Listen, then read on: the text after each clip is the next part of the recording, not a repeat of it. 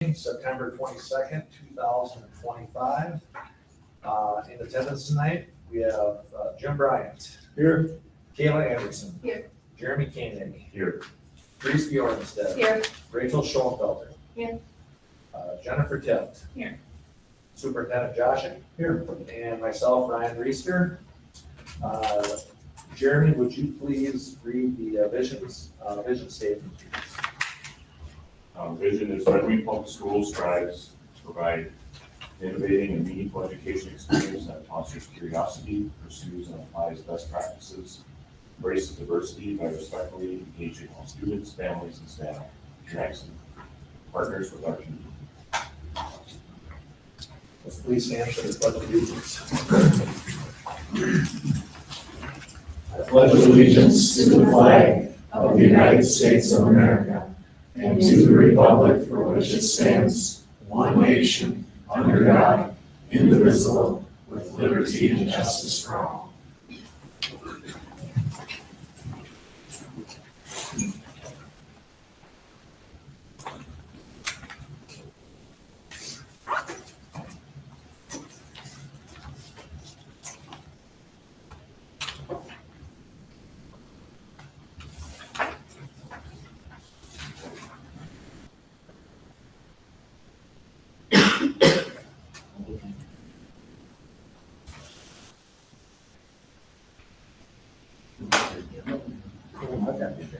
No, it's just, I didn't.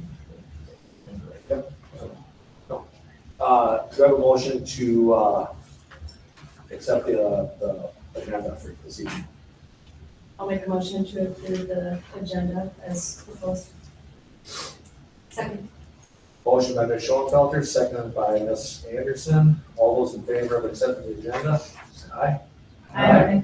All opposed, motion passes. Right.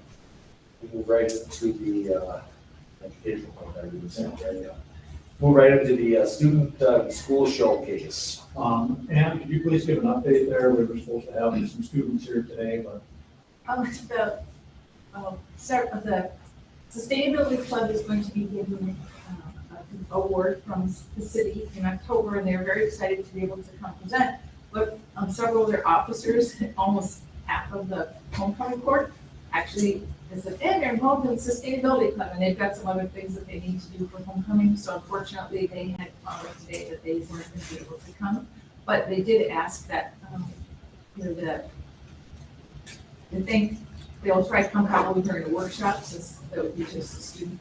They still like being in the showcase today. They are grateful for that, and they're really excited about the work they're doing and the publicity they're getting out in the community and trying to get people activated and not just recycling, but doing sustainable efforts in a variety of subjects. So they have sent their apologies.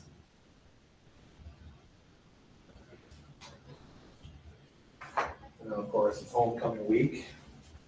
We're busy with that. yep, so we'll touch on a few of those things after a little bit. All right, sounds good. Any other discussion on student school showcase?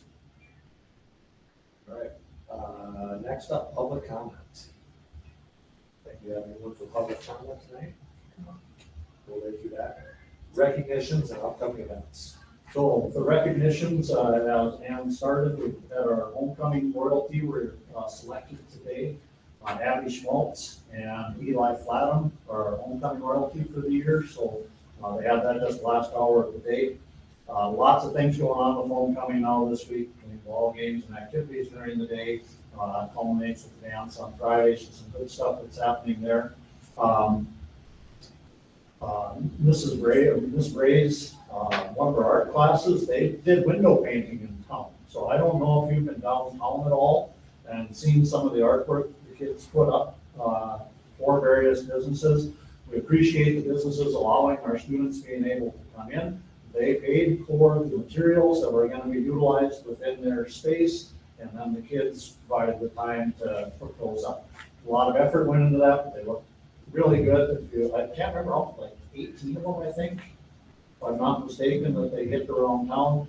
And they did all of that in about 2.5 to 3 hours. So they really did a good job. They had their act together.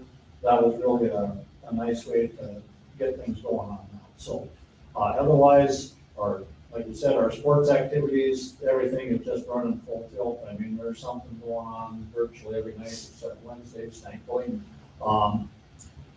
Been able to get, myself, I've been able to get to most of, or a lot of the activities. It was really fun the other day. I was in the cafeteria at lunchtime and there was a couple of young ladies that came up and said, "We've got a big swim meet tonight, would you be willing to come?" And I was already planning, so it worked out really well. And the girls swim team, I think they're 7-0 as they started their season, so they're really off to a nice start. But it's one of those things where we don't often realize how often kids notice when we're there or when we're not there. But showing up is really important, so that was a lot of fun. So, those are the kind of, I guess, there's so much going on, I guess, but those are some of the things that were just kind of highlights.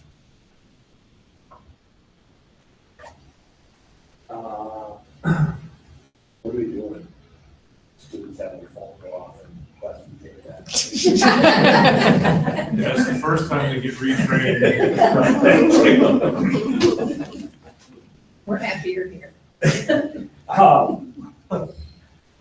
Administrative reports. Okay, so on the administrative reports, those end up being pretty lengthy this time of year. The bulk of the information in there is really just the start of the school year and how things have gone.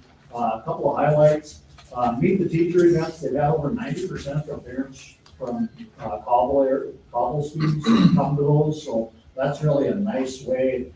Pretty common, I guess, when you end up with little kids, that you end up with parent interaction being high, and that's terrific. The rest of the schools, we've gotten off to what universally everybody feels like we've had a really good start to the year. Doesn't matter which of the buildings that we've been in. Just a lot of things that have been going on. Within the buildings, they've been working on fast-bridge testing, so we talk a lot about assessments and testing and those kind of things. And this year now, we've got to expand that fast-bridge testing, so we did our first round in the high school, and that really went pretty well. For CAPTI? But- CAPTI we did for 4th grade. So no, but what was it? Oh, fast bridge, yes, did great. So the fast bridge Yes. testing, that's already, the high school, that was already done here. So yeah, according to Mr. Fuchs, 84% have completed their fast bridge testing. And at the high school in particular, they're up over 50 kids from last year. We ended the year around 720.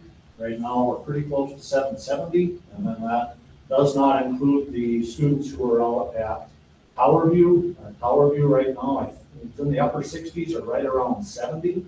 So they're pretty much at capacity at this point. But overall, again, just really a nice start to the school year. In Mr. Hartman's report, he noted there were 6 athletic teams received all-state academic status for the last school year. Mr. Hartman, do you know which teams those were? Yeah, we got girls basketball, boys swimming, and girls swim and dive, girls soccer, girls tennis, and baseball. So all of those, so what they do is they take the cumulative GPA of the participants, they figure all that out, and then there's a criteria that ends up being made for that. So that's a nice reflection on those programs. Yeah. And then one more notable thing, we had a meeting at, we had a Big 9 Executive Committee meeting this last week, and we've informed the Big 9 that we will no longer be part of the Big 9 starting next year, and we will be part of the Hiawatha Valley League starting next year. Yeah, I guess I'm here to answer any questions on that. It's still pending a vote of the HVL schools. There's 9 schools in the HVL. We need a 2/3 majority to be accepted in, which is 6 schools. And speaking with their executive secretary, at least verbally, it's been unanimous amongst all the schools that they want us to be a part of it. So, yeah, What schools are part of that list? good question. Good quiz question, see if I can get 100%. Cannon Falls, Zumbrota, Mazeppa, Lake City, Pine Island, Rochester, Lourdes, Byron, Stewartville, Casson,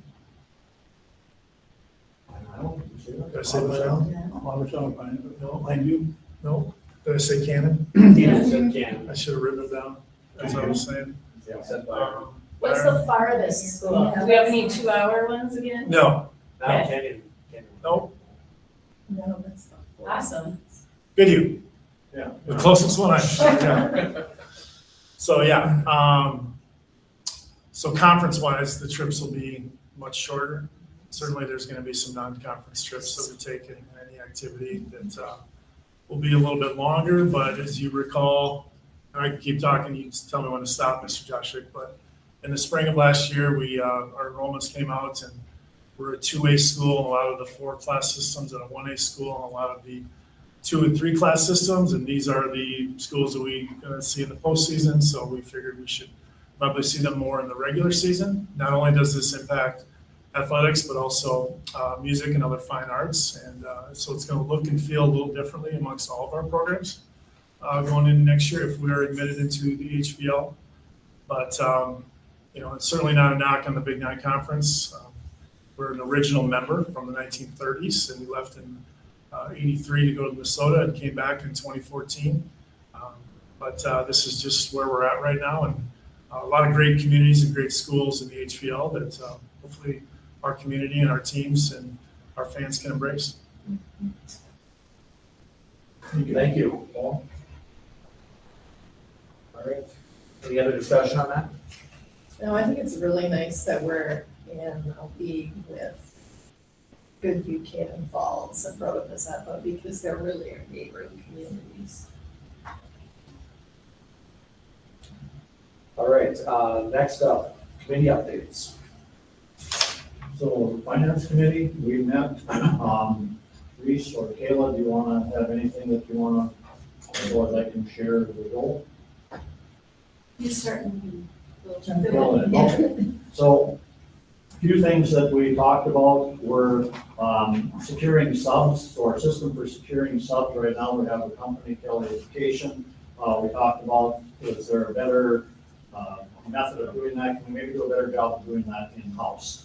We talked about our transportation RFP and the timeline, and that'll be coming up here within the October board meeting. CISO, kind of the same deal as far as routing. Is there a better way that we can do that? Again, is there a possibility of doing that in-house or in a little more local fashion? We talked about that. We've engaged with a company to do a facilities use study. So what they're going to do is they're going to look globally at all of our facilities as we start looking into the possibility of expanding our preschool program. So how can we best make use of the space that we have and end up with just the best overall product when we're all said and done with that. Talked a little bit about Jefferson. We'll be talking about that later in closed session. There's a compensatory task force that has been created by MDE to be looking at compensatory aid.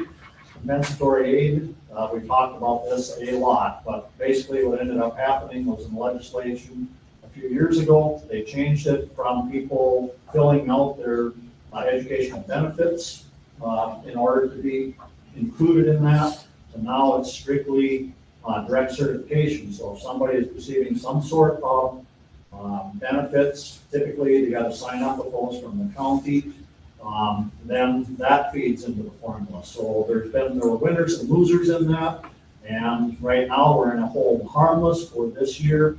That goes away for next year, so they've got to figure out what that law is going to look like. So hopefully that compensatory task force is able to get that work done. I've been following that. I know that you can watch those online. There's one coming up in early October that I'm going to do my best to try to participate in. And then the other thing this time of year is our enrollment overall. Our enrollment, when I wrote this initially, we were one student less than where we ended up last year at the end of the school year. When we created our budget last year, I was expecting that we were going to be down about 80 kids. So obviously that's a lot better trend to have 75 or 80 more kids. We always are a little bit cautious on some of this because there's always the 15-day drop window, so if a student doesn't show up, we have to drop them after 15 days, but, in following that across the system, there were only about 8 or 10 that we had unaccounted for that we didn't know where they were. But, overall, enrollment is certainly better than we had anticipated. We're probably still gonna be down a little bit, but the difference between our graduates or graduating class last spring and our incoming kindergarten is about 40 kids. We're gonna be down overall less than 20. So overall, very pleased with how that is. And again, the high school is where we've really kind of seen a bit of a bump. The high school is about 50 kids larger than they were. So those were some of the primary topics that we kind of touched on for about an hour. So I know we did that facilities study maybe a year and a half ago. Is that viable at all, any of that information, and going forward, contracting with another group, is there a cost to that? Yep, there is a cost to this, so it's the cost of it is $30,000, and then if we end up doing some sort of project, whether it's an HVAC or anything along those lines, then that fee gets folded in. If we go through this facility study and we don't end up doing anything, then that's the cost of that $30,000. Is this one different from the last one because we're looking at, like you said, if the preschool is coming here, looking at reconfiguring bathrooms and all that so- kind of stuff? Because when we had a meeting about advancing the preschool program, and one of the things that came out of there was what would it take to figure out how to put it here? And my only answer at that point was, is the cost would be substantial. What came out of that was, well, we'd like to kind of know a little bit more than a very rough number like that. So like I say, what we're gonna do, because they look at it very comprehensively, so they look at the age of the HVAC systems and everything involved, not just the available space that we have, but what are some things that we need to be doing with just advancing our facilities. Like one of the things this year that we did with LTFM, nobody really thinks about this, but it's always in the background. We've got boilers between here and Burnside that are 30 years old. Well, those boilers, they have a definite life, so what can we do to extend that life in a manner that makes sense? We don't want to have to replace those boilers, so instead we spent, I think to do the one here at the high school is like $58,000, but we get another 20 or 30 years out of it. That becomes a pretty good investment. So what we're looking at is what of these systems do we need to be paying attention and upgrading? Because what we don't want to do is all of a sudden stuff quits working. So a lot of pieces that weren't done. Do you know what we paid when we had it done? That was before me, so I don't know what that was. That was free. Oh, I thought the student part was free, the demographics of enrollment. No. The whole thing. So the whole thing was free. Okay. So it Based was on, I not think, the very- construction. Right. And it was focused a lot on Jefferson too, and the structural soundness of that building. When we were talking about, well, we always talk about, I didn't know it was all. yeah, it was all free. Yes, you're referencing assessment. Of the students. On the 8 to 10 students that we are. No, it was done by A firm. the So same what are you talking Site about? logic was, Site Logic, Well, in the, right? with Isn't that what you're them, they talking also about? included like a little snippet of like an enrollment study that ended up not producing accurate data. But they threw that on free, so I didn't know that the building part was, the facility I think assessment that was was free. But it was free, a company, it wasn't done by students. Right, yeah, I would understood it. yeah, sorry. All right, go ahead, Jim, sorry. Thank you. Of the 8 to 10 students that you say don't know where they're at, has anything been done with trying to find out if they moved out, or they're just not coming, is attempt to make contact with them through us or the county, or?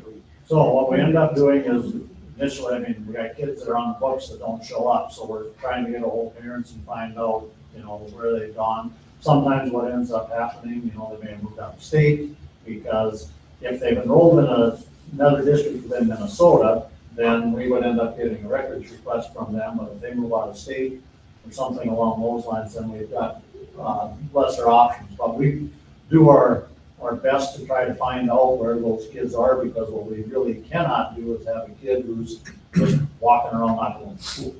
So, that's, I guess, probably the short answer. Good fall on, it's our responsibility to ensure that that student is enrolled somewhere then because they were Yes. previously enrolled. Yep.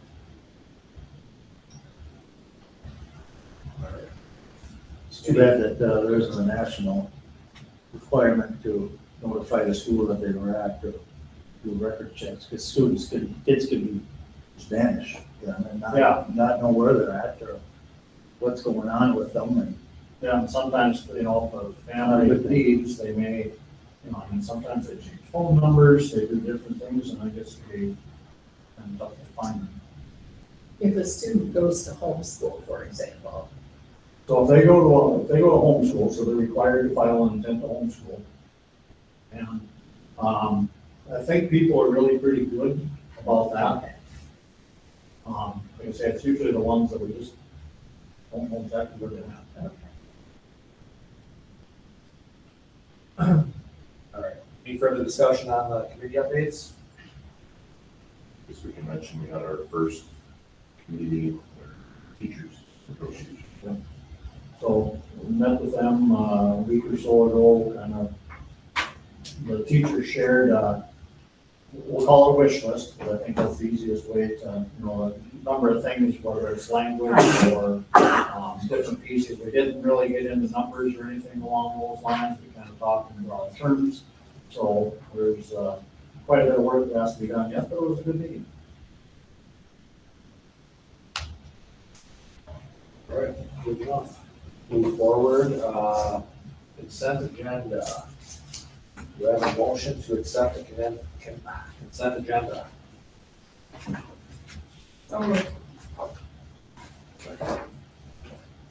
Motion made by Ms. Tiff, seconded by Mr. Koenig. All those in favor of accepting the consent agenda, please say aye. Aye. All opposed, motion passes. And let's go to donations and grants. So there are, looks like 6 of them this time, so Hiawatha Valley Mental Health Center, they provided school supplies, they didn't provide an estimated amount of what the donation was. Rockland Industrial Products LLC, $500 for the volleyball program. Ryan Mechanical, $300 for volleyball. American Legion Post 54, $250 to the Twin Bluff Middle School Food Pantry. Goodhue County Co-op Electric, $500 to Redmond High School Hockey. And the National FFA, $500.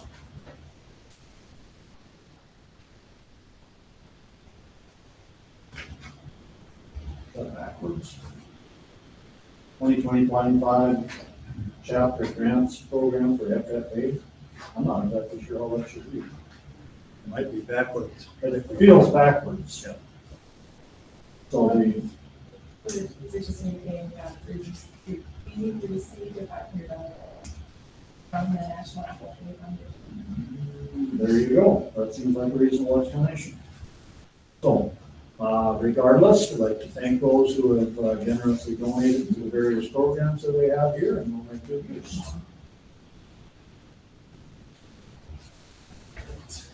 Motion to approve the resolution and thank all the donations, the people that contributed, big thanks for their donations. Second.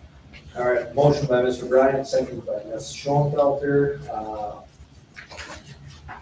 All those in favor of accepting the donations are Aye. 50-50 chance. No, we have to do it. Any resolution? Resolution. I'm sorry, this will be a roll call vote, to accept the donations and grants. Jim Bryant. Aye. Kayla Anderson. Aye. Aaron McKinney. Aye. Teresa Gomez. Aye. Rachel Schoenfeld. Aye. Jennifer Kent. Aye. And I, Brian Reeser, will also vote as aye. Resolution passes. All right, superintendent report. So we'll talk a little bit about financing there. So one of the primary tasks that we've got to be doing, we'll be working on this tonight, but we'll be working on our proposed levy. So the proposed levy, what ends up happening is by September 8th of every year, school districts from MDE, we get our initial run of levy sheets. On our levy sheets, and we're gonna go over this a little bit further when we get down to the levy certification. I just want to explain the process a little bit. So we have the levy sheets that come out. It's a 39-page document that's full of numbers and it goes over aids and levies. And remember, aid is parts that come to us from the state. Levies are local. So those are basically your taxes that end up in there. So once we have these levy sheets, they're changing regularly.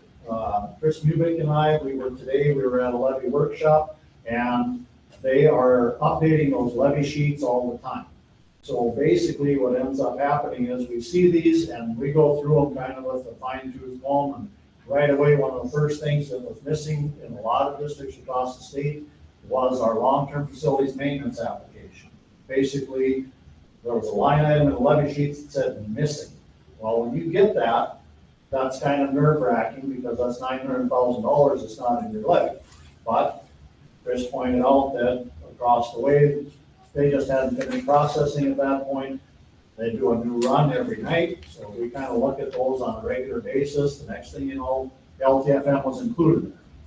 Now, the next one that was missing was the ice arena levy, because with the ice arena, what you can do is you can levy the difference between your revenue and what your costs are for operations, not fixing the building up, but operations of your ice arena. So that includes things like electricity and running the Zamboni and all those kind of things. Well, that was about $228,000 that was not included in the levy at that point. Chris followed up with them, said, hey, when's that going to show up? He got an email this morning saying it was there, but it's not on the most current levy sheets. It'll be there tomorrow. Okay, so we just kind of keep following through that. So when we do get to the levy, it's always the recommendation that you approve a maximum. And the reason for that is if you levy on your initial levy a specific amount, you can never go above that. You can always under levy, but you can't go above. So what you want to do is you want to leave yourself the most possible wiggle room that you can. So on this initial levy that has to be turned into the state by September 30th, all we put in there is maximum. Okay, and we'll review this a little bit further on, but that's the basic process there. Because then when we end up in end of November, first part of December, when we have our truth and taxation meeting, that's when all of those numbers get baked in hard, and we will know exactly what that levy amount is. At this point, they are pretty close guesses, but you never know because the numbers are changing. Okay? So that's kind of what the big picture part is of the levy. Anybody have any questions about what that looks like at this point? Okay. The other thing, as far as finance, that's really important is the auditors were here last week. They were working with Chris and Rhonda and Polly primarily. Chris, do you got anything you'd like to, they told us at that point that probably not until the first week of October at the earliest would we have some preliminary numbers. Excuse me, the fund financials are the last part that typically gets finalized with the audit, and that's the piece that we really care about here for making our decisions. But overall, they told me we were in a good spot for preliminary work and some follow-up items for sure, but we're in a good spot for that knocked out here next month or so. Nice picture and article in the paper. Thank you. So they'll have they'll present the final levy to, or the final audit to us probably at our November board. That's all I have. All right, let's move on to business items. Update on the meeting with the tribal council. So, Jim Bryant and Ryan Reister and myself have met with Fair Island Indian Community Tribal Council. second or third day of school. With both sides, we agreed that a lot of really good progress is being made. I think everybody agrees that we've got a good relationship with Prairie Island, and we really appreciate the work that's there. We also made a formal request regarding the mascot, and they did provide a responsive letter to that, so now the mascot issue is behind us at this point. So that was really a big piece that we had there. Other topics that we talked about were artificial intelligence, and the tribe recognizes that they have concerns and questions about artificial intelligence, just like all the rest of us do. They also recognize that it's here and we gotta kind of get our hands wrapped around it. We talked about our student enrollment, we talked about student safety, tutoring, and Dakota languages classes. So overall, really good meeting, lasted about an hour. It's always fun to visit with the folks out there, and they always give us really good feedback. And again, we'll publicly thank them for their support and help on the mascot issue. They were the driving force to help us get that through, because we worked together with them taking the lead through their legislative, Mr. Johnson. And it was a great relationship, and I want to thank them publicly again for all they did for us and the community here in Redmond. And they're great partners, and we will look forward to a continually strong relationship with them. Any other discussion on that? Let's move forward to the readings of policies 620 and 621. So this is the final reading or approval of policy 620 and 621, so I recommend a motion to approve policy 620, which is credit for learning, and 621, literacy and the READ Act. Thank the individual motions. Thank you, Dr. I'll make a motion to approve policies 620 and 621 as presented. I'll second it. Motion by Ms. Schoenfelder, seconded by Ms. Fewensted. All those in favor, please say aye. Aye. All opposed? Motion passes. Let's see, first reading of policy 524.1. So 524.1, so 524 is basically the acceptable use and technology policy. 524.1, this is a supplement, so this is unique to us. And this is regarding responsible and ethical use of generative artificial intelligence. So all the work that we've got going on here, this policy addresses kind of the broad pieces there of governance around AI. So it's my recommendation that we approve the first reading of this important policy. I have a couple comments. Coincidentally, I actually ran this through AI to see what some more risks of this. I got a couple good pieces of feedback that I think we should consider putting in there. One of them is we should identify that only district-approved AI tools should be used. So versus, like, I don't know what software we'd be using, but I know there's multiple softwares. So that's one recommendation. And also that we reserve the right to monitor the AI use on our systems. So we have to just make a disclaimer stating that whatever's being used can be monitored. That's actually part of 524, only 524 itself, but we can certainly add that piece in here. This also has in here that the superintendent shall maintain an approved tools list Yeah. and vetting process. So that's the one that we, And I saw prohibited use, but I didn't see anything about the consequences for it, what would happen if they do use it for discrimination or bullying or any of that stuff. so this is why these are good at first readings, because then we can, you know, Does that go back to 524? I think that it does, but I want to check. Well, and also would we refer back to our student discipline policy as well? Is that correct? So those are the questions. Where did this originate from? Is this just something you created? No, or this was, did no, you- so, the Laura Schmidt, the individual who's been working with us all the way along, she was the one who ended up providing this framework for us. And then I did have one question, because it says on there, human in the loop or responsible employee supervises AI use. What about, I guess as a parent, I was just kind of thinking about it, like, should parents and guardians and students be informed when AI is being used, for example, for grading purposes or for, Oh, good point. I feel like I would want to know if it has to do with that versus a person.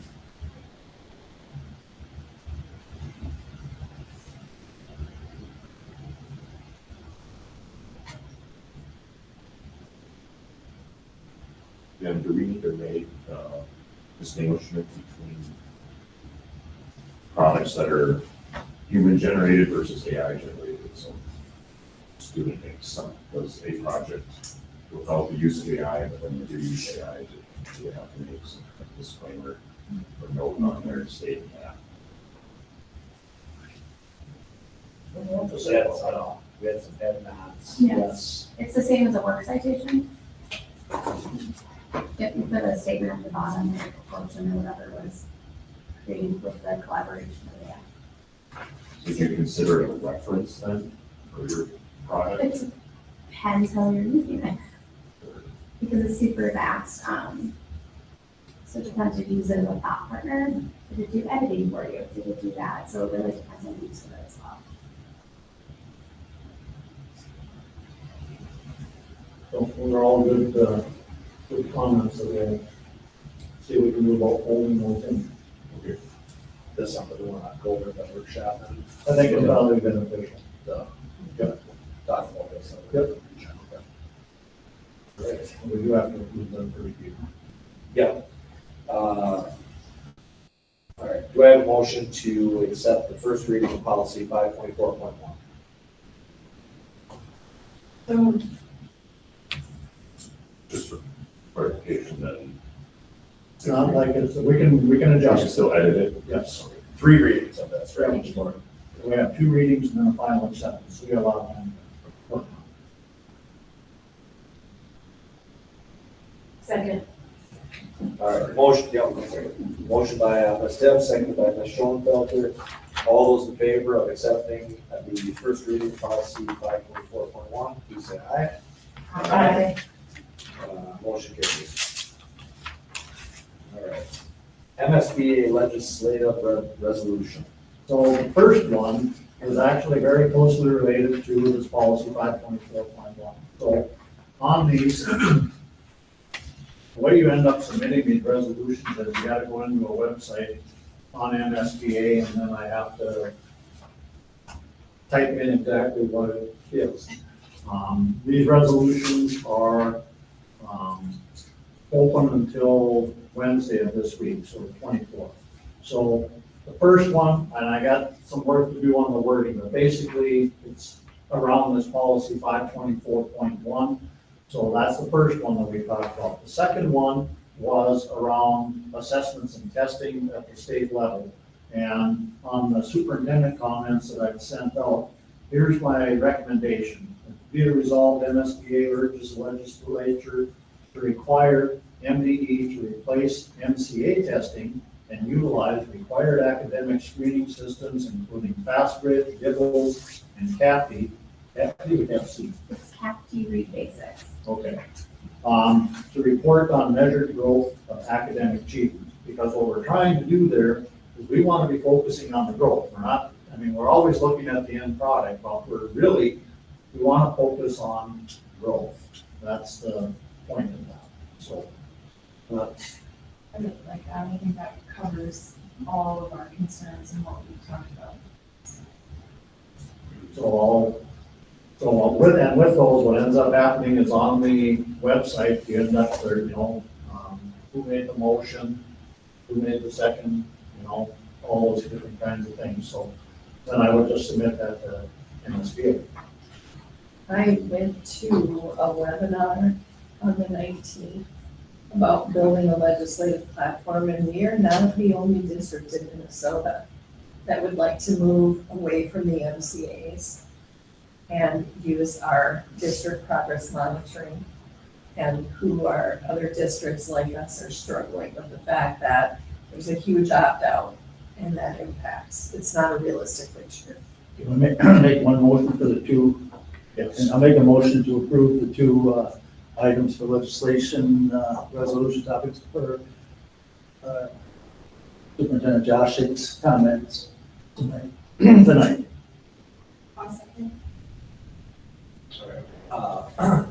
Motion by Mr. Bryant, seconded by Ms. Tift. All those in favor of accepting the legislative resolution, please say aye. It's a resolution. Yes, it says it right there. Sorry about that. All right. Mr. Bryant. Aye. Ms. Anderson. Aye. Mr. Koenig. Aye. Ms. Bjornstead. Aye. Ms. Schoenfeld. Aye. Ms. Tift. Aye. And I will also vote aye. Resolution passes.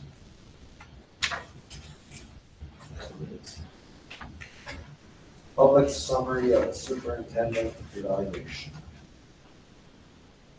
Yep, all right. On Monday, August 25th, 2025, the Ribbon Public School Board met in a closed session with the purpose of evaluating Superintendent Josh Hick's performance on the predetermined goals set forth this past school year. The goals the school board members chose for this past year were budget, community engagement / communication, and trust building. In summary, the evaluation determined that Superintendent Josh met all goals in a satisfactory manner and that sufficient progress was being made. All board members were allowed ample time to critique and or praise the superintendent's performance based on their individual sentiments. The school board will be setting new goals for this school year in an upcoming meeting and will have a consistent evaluation schedule moving forward. Any discussion on that before we vote to accept that?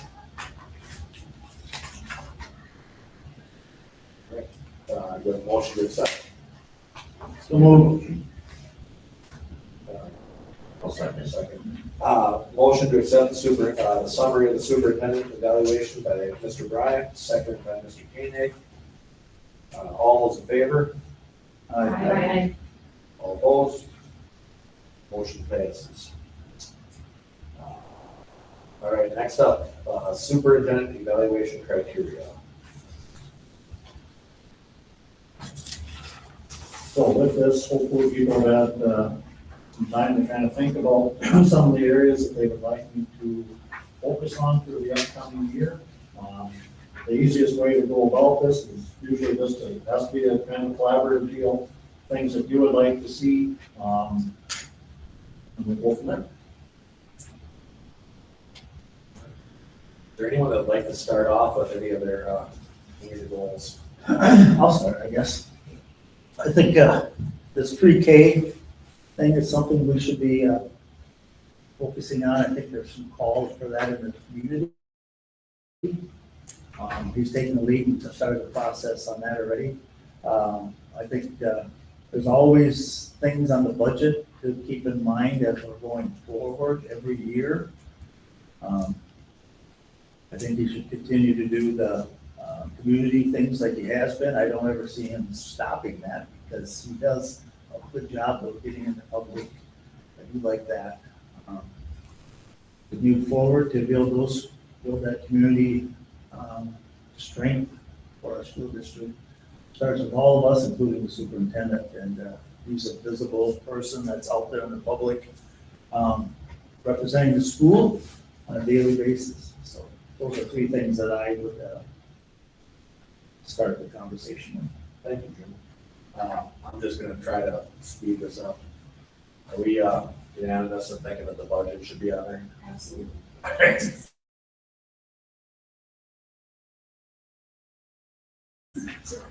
And be specified, at least correlated to their table, is from a governance item, their goals and strategic plan. How we're working. I have that on I had that on my list too.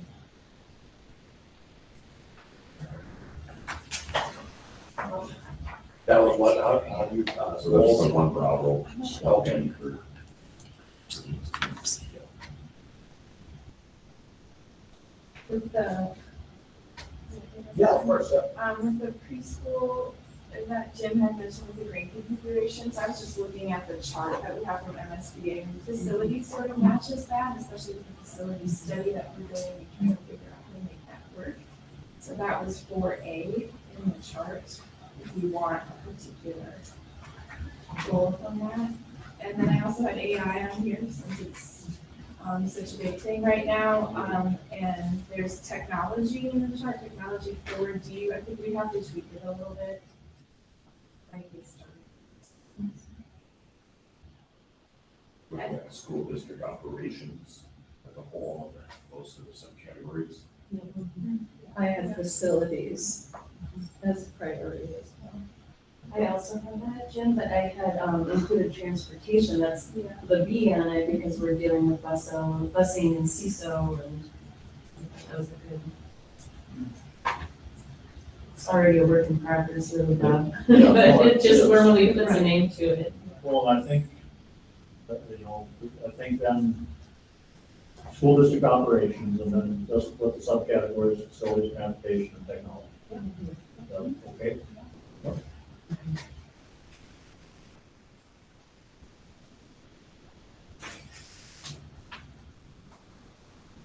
I also had number 6, the teaching and learning, and I think I was thinking too, like, that first A, like staff development around AI stuff.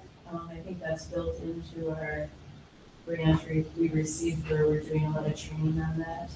But I also had underneath the B, the school improvement, just trying to get our students up to grade level reading, since we had that presentation that Mr. Fuchs came and presented, and it was concerning to me that our kids are not barely at 50% reading at grade level.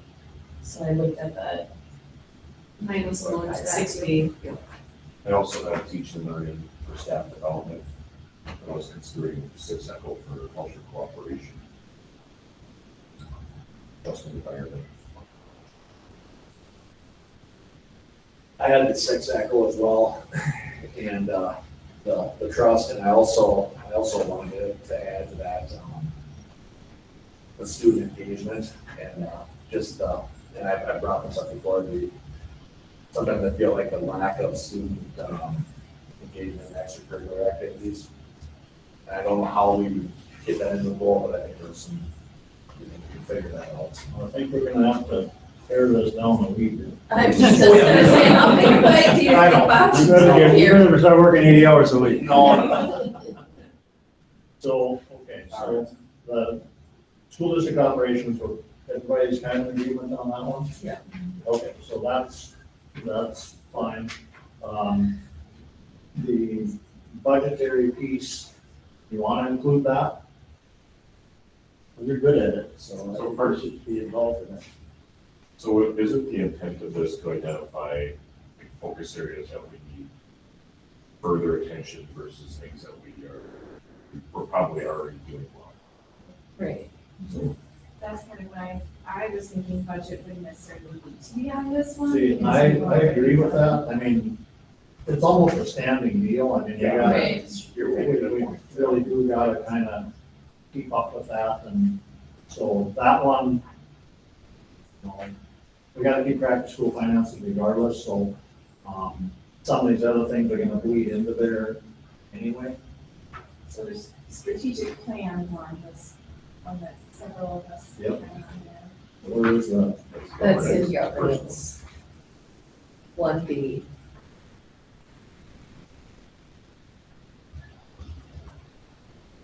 Okay. Are we okay with that? Yeah, I think that's gonna tie a lot of things that we've all talked about into one goal, so. Everyone okay with that?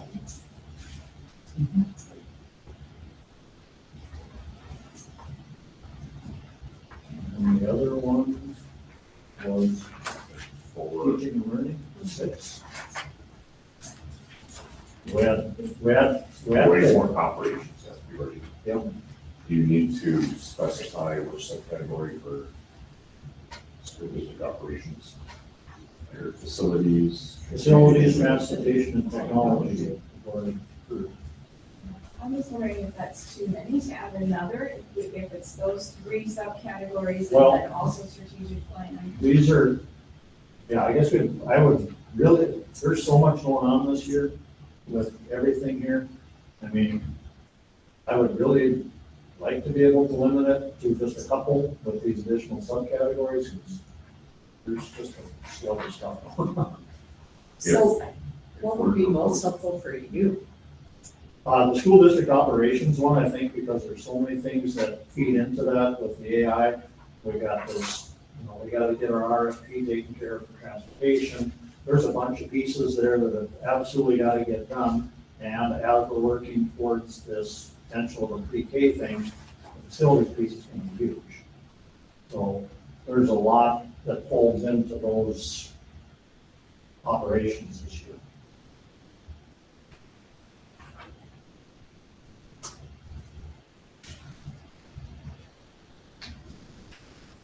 So if you guys are okay with that, that would fit for me.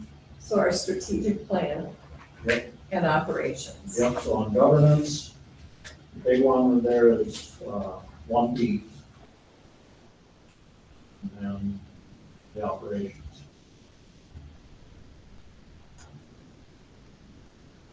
That workable? I feel bad not having like the students to grade level reading, because I don't feel like a lot of those are student Well, and directed almost, initiatives, but. It should be included in our strategic plan. Right, That's what I was I was saying. thinking that. yeah, a lot of this stuff, I mean, we talked about that a little bit earlier, but there's a lot of work that, is already being done across the district to address these things, because there are definitely some needs.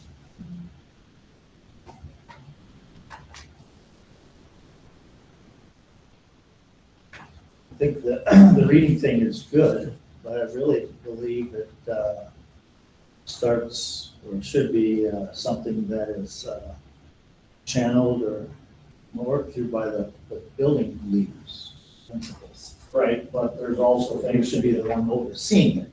Yeah, and I do, I mean, and I greatly appreciate the work that, Yeah. Emily does with everything there. But it's, so yeah, there's a lot of work that is actually going on there. But as far as, we're looking at a few things that you want me to really focus on, I think this standard one with the governance and the school district operations are quite a bit to chew on.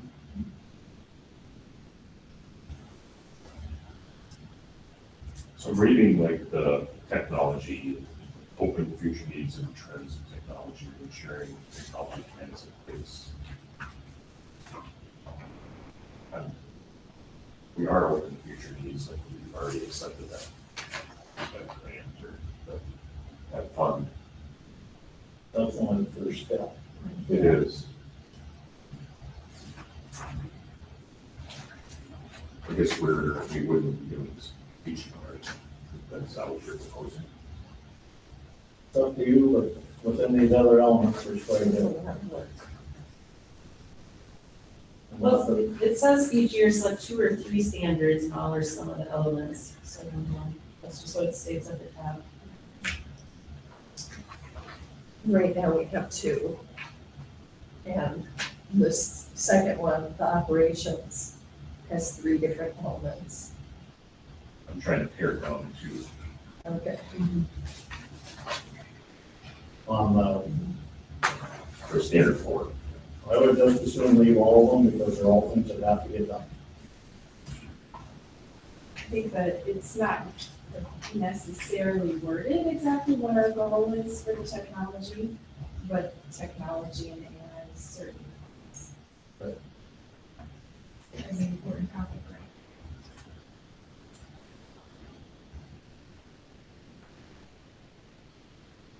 Work towards that.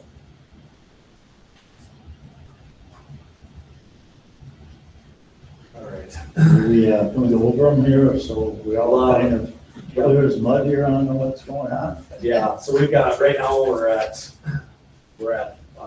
under, Under governance, we have goals and or the strategic plan is one of them. And then the second one was,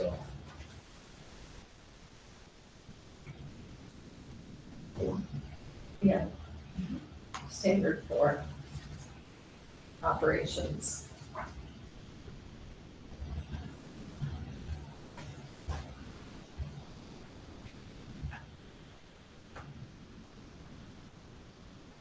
Page 16. pages stuck together. And that's just in operations in general? or So operations, and then specifically A, B, and D. Facilities, transportation, technology. Those are the two.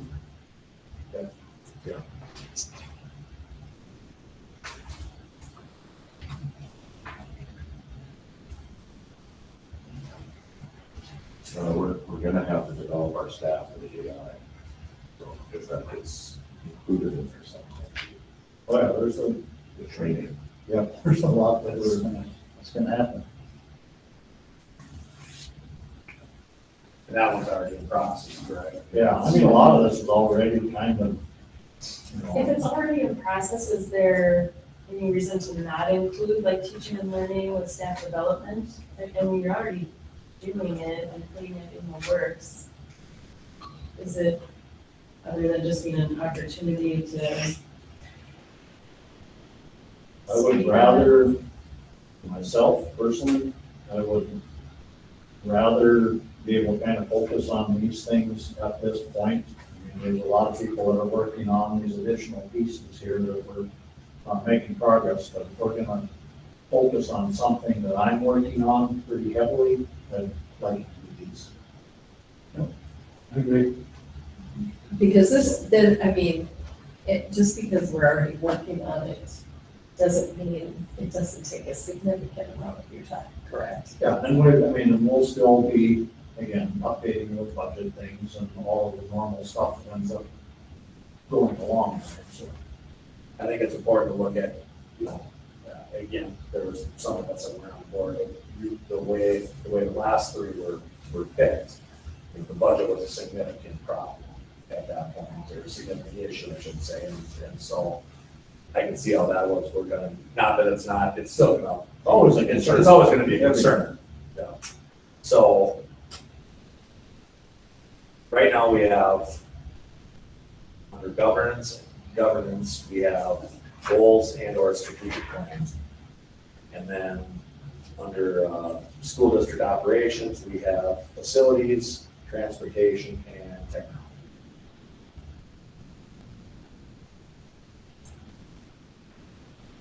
Yep. What you had? Hey, yep, so if we're good with that, you don't need to have a motion on that, it's just a conversation. Yeah. Any further discussion, any wants, needs? Maybe, I know we also should probably look at process or a timeline when we're gonna do evaluation, because we kind of got out of it. Yeah. Are we looking at 1 year, as we said, and if so, we should probably also, with this goals and stuff, set a time period as to when we're going to do a. Yeah, and I think, and again, this could be an open discussion, but we're gonna do in the December timeframe for kind of a mid-year, and then it will be right at the end of the school year, so next June, so basically, this one that we just did was just a little bit, like a couple months late. So from the year going out, we'll do a mid-year eval, kind of a high level, and then we'll do the actual evaluation in June. Right. And that doesn't necessarily have to wait all the way till June. It could be- Right. Right, You might want to be a little bit earlier. and that's fine too, yeah. A May timeframe Yeah. or something. Yeah, maybe do it in May, and then I could have the summary out in June. So that's gonna be that's, I think that would be a good way going forward. Consistent schedule. Every 6 months.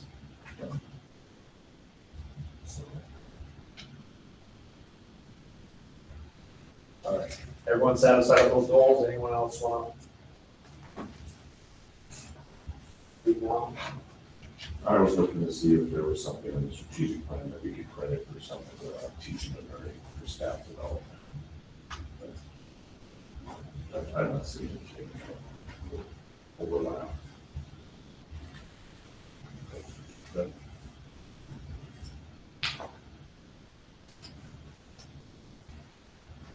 All right, I think we'll, let's move forward with those.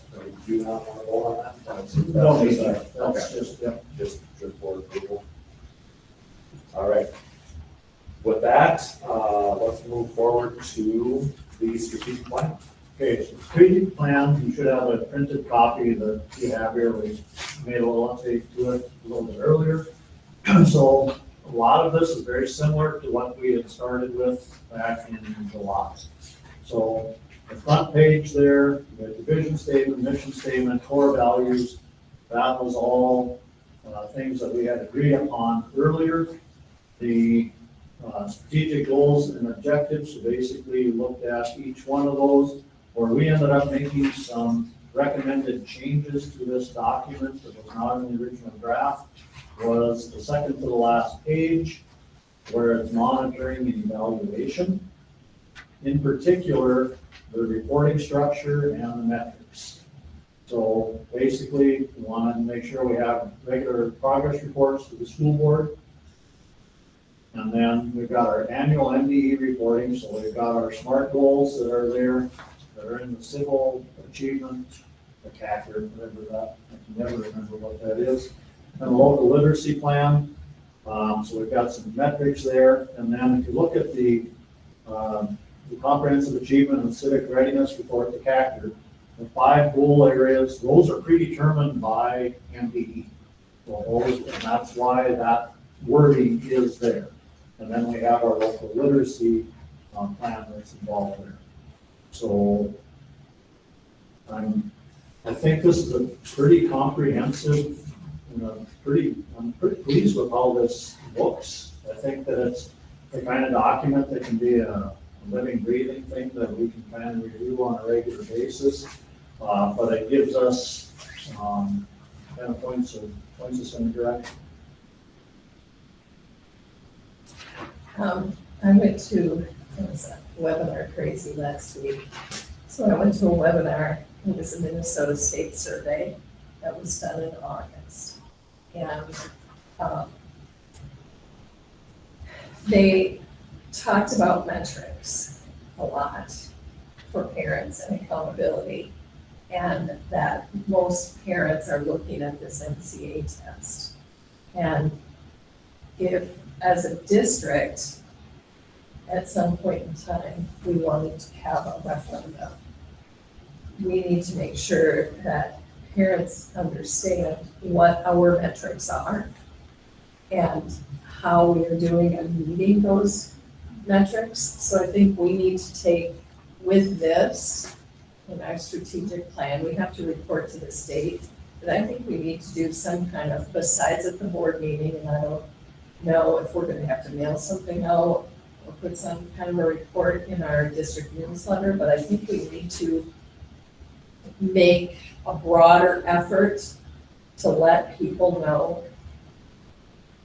these things are happening and we are making this progress towards our goals. And we did talk about that a little bit earlier when we were reviewing this, trying to figure that out, and trying to make some data studios available to the general public that are clear, simple, and accessible. Yep. Is there any reason why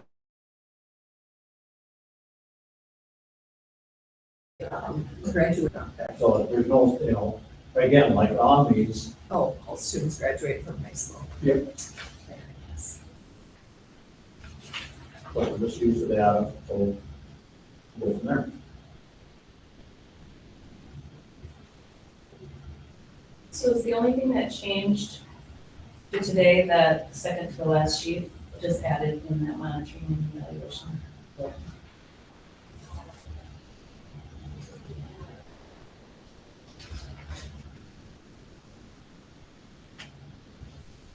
I guess I'll just point out, one of the discussions that we had was, some of the worded verbiage from Caker is all, it's everything, so. Personally, I didn't really like that, but that's the way it's defined by state. And the first bullet addresses how we can address that. Basically, we're gonna continue to have confidence each year in all those categories, which includes the Caker metrics. So if somebody's confused to say, well, it says everybody, well, actually, that's just the standard number. That's right. That's it, right? All of this strategic plan, it's not just the district, the administration, the principals, the teachers that are responsible for this. We are too. We're part of the team. And I think that it's important that we, as a group, also take responsibility for this as we're moving forward. And when we make decisions, think about this strategic plan and how the decisions we make are helping our students meet those goals. Well, that would be my recommendation, that we approve the 25-30 strategic plan as presented, and we'll continue to work off it going forward. Is there any work started, planning, getting this information out there now that if we approve it tonight? Yep. Yes. Thank you. It'll have its own website, so it's not the doc they have to open, because that's not user friendly, so that would be the main page of the website, and then we have a link to the CACR, the local literacy plan, but also we'll create an internal data studio with FAFSAs with like little videos explaining like all those different things as well, and then that will be updated as we go through the 3 different screen periods during school. And Teresa, some of what Emily just said would directly address what you were Right. bringing up. So I think we're on the same page on that we need another measurement of some sort to show accurately what Great. the growth of our district. So, There's another question I have. Yeah. So now we have a new strategic plan. So when we read our mission statement,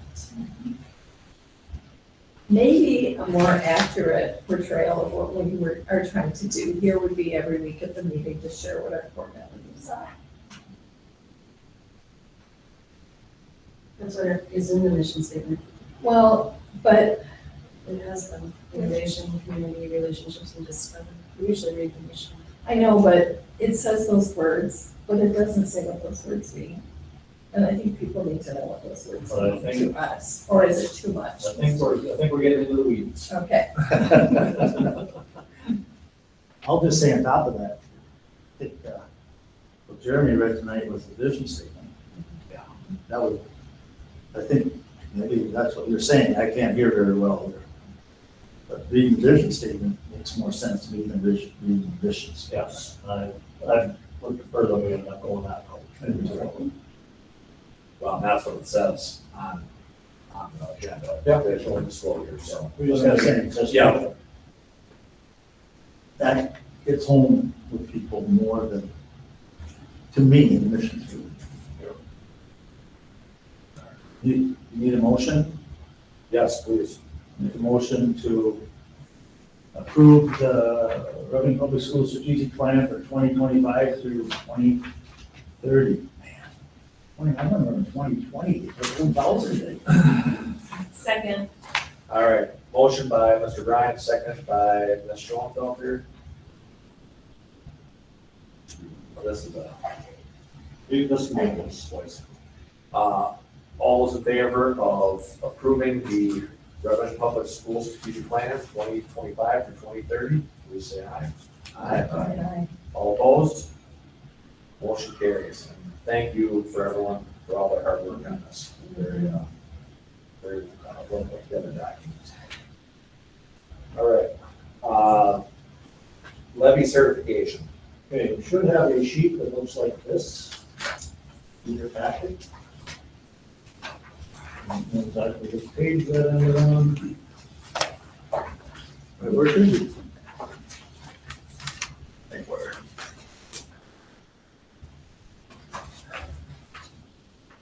It's got a little yellow and a little blue at the top.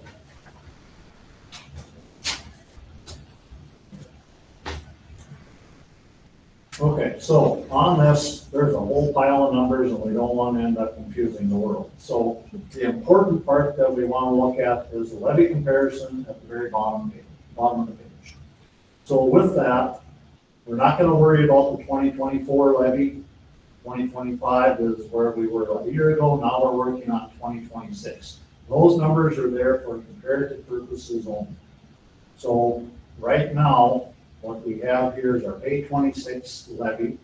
And with that, total levy at this point, and again, this is subject to change depending upon some things that end up changing at the state level, is $10,220,000.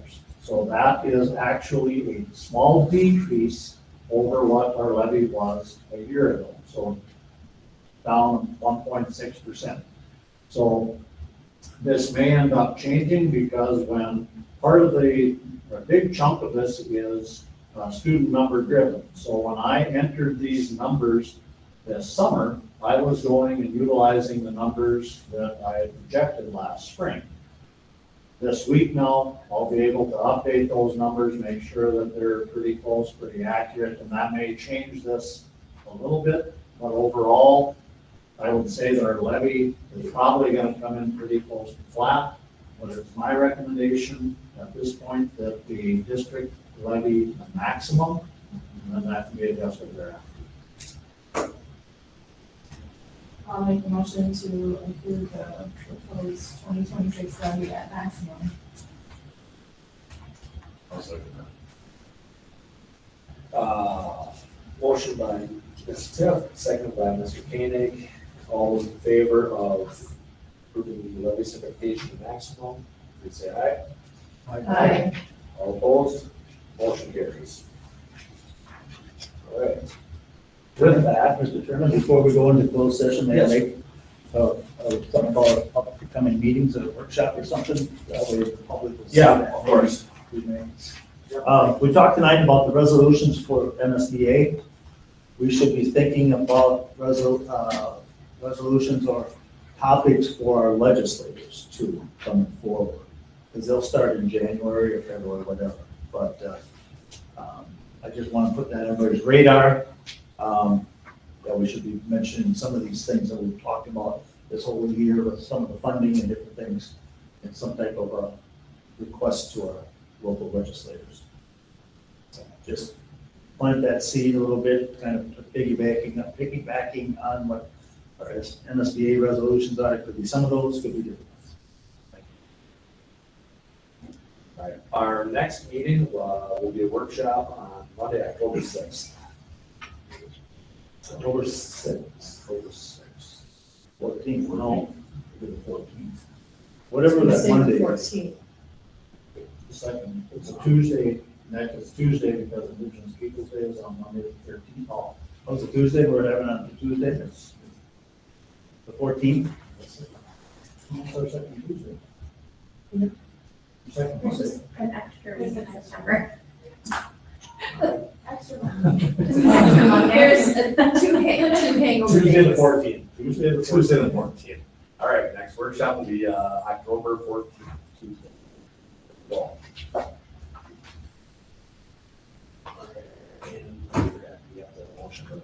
So we'll have to, we'll end up have a motion to move into closed session. Do I have a motion to move into closed session? So moved. Second. All right, motion by Ms. Schoenfeld, seconded by Ms. Anderson. All those in favor of a closed session, please say aye. Aye. With that, I'm gonna ask the public. Thank you for coming in. Yeah. Yeah, all you lucky folks get to go home. Have a good night. Thank you. See you later. Take care. So yes, everybody got to log out of this meeting, go to your calendar and log into. Nice meeting you. Take care. I don't know who the guy in the beard is.